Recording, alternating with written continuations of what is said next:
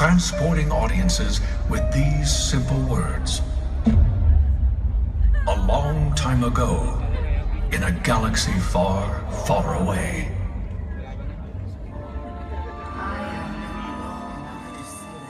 So for those of you who have been on this channel before, you know that I kind of stopped doing YouTube for a while, and today I'm going to change that. I'm going to start filming when I record my podcast so that you all can enjoy it on here if you aren't following our podcast, which you really should. It's a great podcast.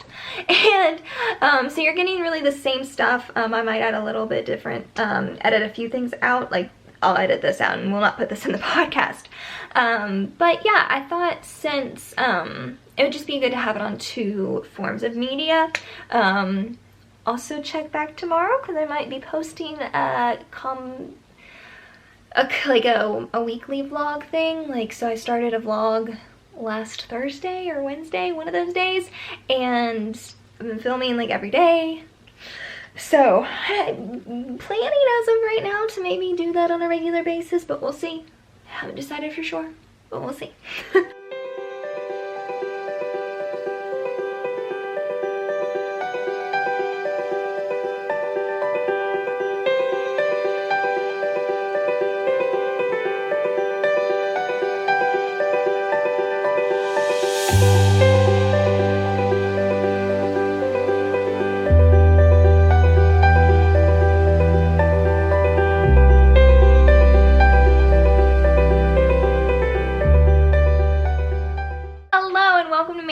And Mickey, Informed to Inspire.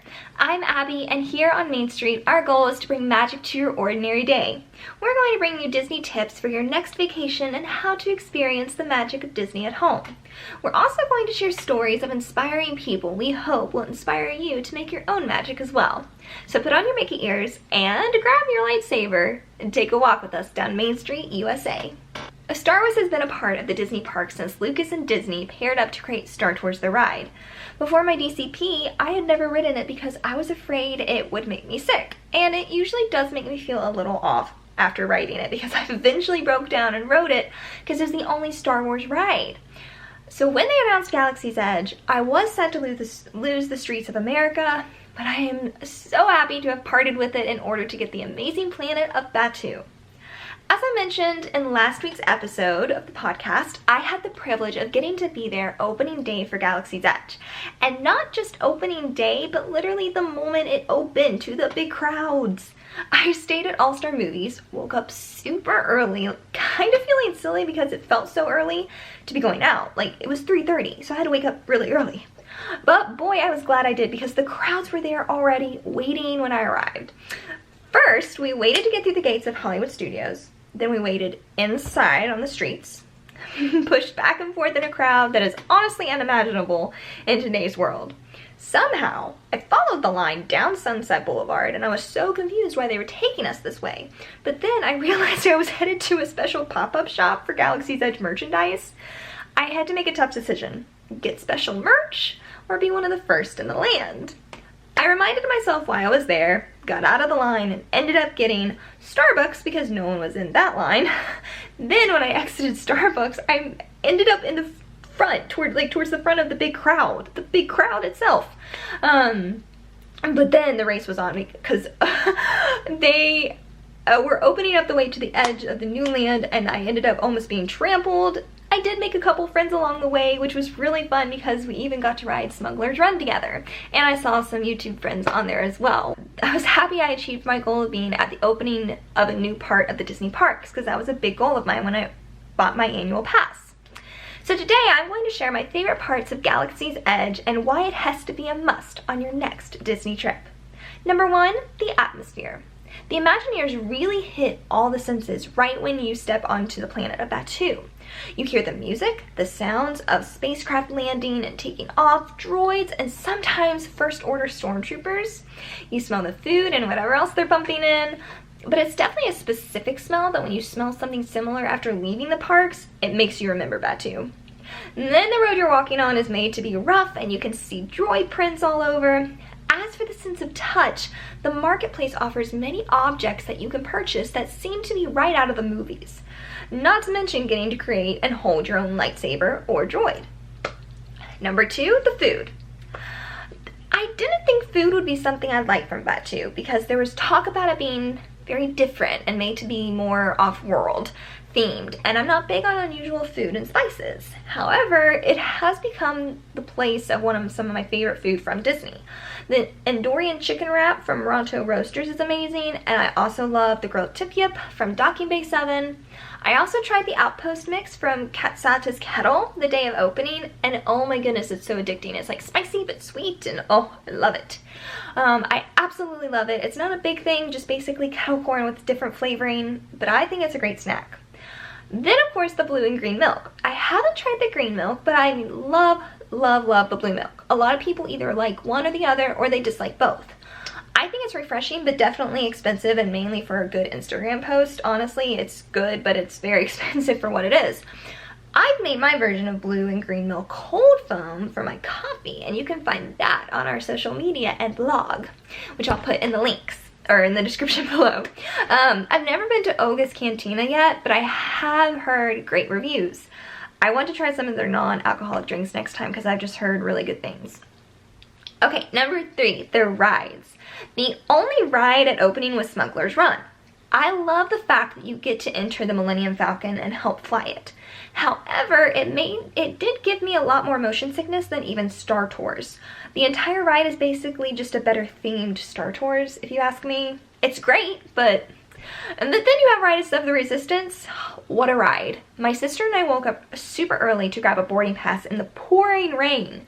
It was so early there wasn't even a place to get breakfast after we rode the ride. The ride itself is a great show of Imagineering, a great mix of dark ride, impressiveness, and even a little thrill with the jolts and the drop. The biggest thrill is stepping out of the transport ship and stepping into a Star Destroyer to face a wall of stormtroopers. I made myself not focus on taking pictures or video because I wanted to really enjoy the experience, but I do kind of wish I had taken the time to take better video and more pictures. So it's a catch-22. Number 4, the characters. Before 2020, I loved seeing the characters from Star Wars movies and books walk around Batuu. I do like that they still make a distance appearance. I just loved walking around and literally running into Rey and watching Vi Morata hide from the stormtroopers. Now, who is Vi Morata? Because I did say characters from books, because there's a book called Black Spire, and it's about Batuu and the Black Spire outpost. And she is one of the characters from that book, so I'm going to tell you a little bit about her. Vi is a female spy who serves in the Resistance. Sometime prior to the First Order's attack on Hacian Prime, she was captured and interrogated for information regarding the past of Captain Phasma by Phasma's rival, Cardinal. And in exchange for her release, recognizing her talent, General Organa sent Vi and other spies to scout for a new Resistance command location. Vi traveled to Black Spire Outpost on Batuu, where she managed to secure a safe location for the Resistance to rendezvous. And that is straight from the Star Wars fandom page. So that's Vi's character. You'll have seen her. She was the one with the orange, I think it was an orange vest. I'll put a picture of her here if I can find it. If you're listening on the podcast, look her up. She's a really fun character, and the book is amazing. So what exactly is Black Spire? So the planet that you're on is Batuu, but Black Spire is the outpost that's there with the market and Savi's workshop, things like that. So here's what they have about Black Spire Outpost.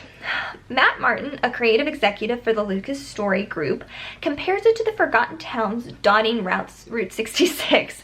The planet Batuu was only a place where in the early days of hyperspace travel, ships would go to stock up, resupply, and gas up before they ventured out into the wild space, he says. As time has gone by, hyperspace travel has advanced, better hyperspace lanes have been established, and now Batuu's kind of fallen a little bit from its glory days. Now it's the place where people go when they want to get lost, when they want to be off the radar. So that's the outpost you're visiting when you enter Galaxy's Edge. I just love the theming, and the backstory is so good. That's why, let me get... Okay, yeah. It's called Black Spire. I got it, I think, before or after. I think after the land opened, but it's Black Spire. There's Vi with her blue streaked hair. I love it. And yeah, she does have an orange jacket on with a little Rebel logo there. But it's so cool because when you're reading it, and if you've been to Galaxy's Edge, it's like, oh, that's so cool because I've been there. And it's the first Star Wars thing that you can say that because you've actually walked in these characters' steps. So it's really cool. I highly recommend it. And that is by Delilah Dawson. She's written some other Star Wars books and I love her writing. It's so good. Okay. Notice that the cast members talk a little differently on that too. Instead of hello, they say bright suns. So next time you visit this planet, here's the lingo so you don't sound like a tourist. Bright suns means good morning or afternoon. Rising moons, good night. Till the spires means see you later. May the spires keep you means goodbye. Good journey also means goodbye. Happy sun cycle is happy birthday. And only the ancients know means I don't know. So you'll definitely impress if you act like a local on that too. And they'll know what you're talking about. So, okay, so to wrap everything up, I just really want to quick mention the ears that I'm wearing. These are by Tangled with Magic. She has cute ears and headbands. I got these back in 2019. They traveled really well, and when I've been like moving around stuff in my room where I've been redoing it, they've survived, so that's a good testament to them. But I highly recommend her ears. Make sure you check out the link below to check out her shop. I will also put a link to our other friend, Haley, who has a kind of like a Disney thrift shop. She goes and finds really cute stuff and she sells them on her shop. And so it's shop bounding on a budget, and we love Haley. She's so sweet, and I'm glad to like give her a shout out on here. So, and if you have a small business and are looking for advertisement, check out our website. I have a link, I'll put that link down below, like I said, where you can check out what we offer, and we would be happy. I really love advertising for small shops because we're all in this together basically right now, and everyone can use all the help they can. And so that's why I inform to inspire. I'm trying to inform people about either products or blogs, books, whatever, to inspire others and help you all have a magical life. Thanks for walking with us down Main Street. We really hope you enjoy our show, that it brightens your day and makes you see the magic all around you, even if you're more than a few miles from the happiest place on earth. Listen to our episodes every Monday, and if you like the sound of this, please subscribe to the podcast, subscribe to our YouTube channel, and follow us at Main Street and Mickey on Instagram to let us know you're listening. Above all else, have a magical day, and may the Force be with you.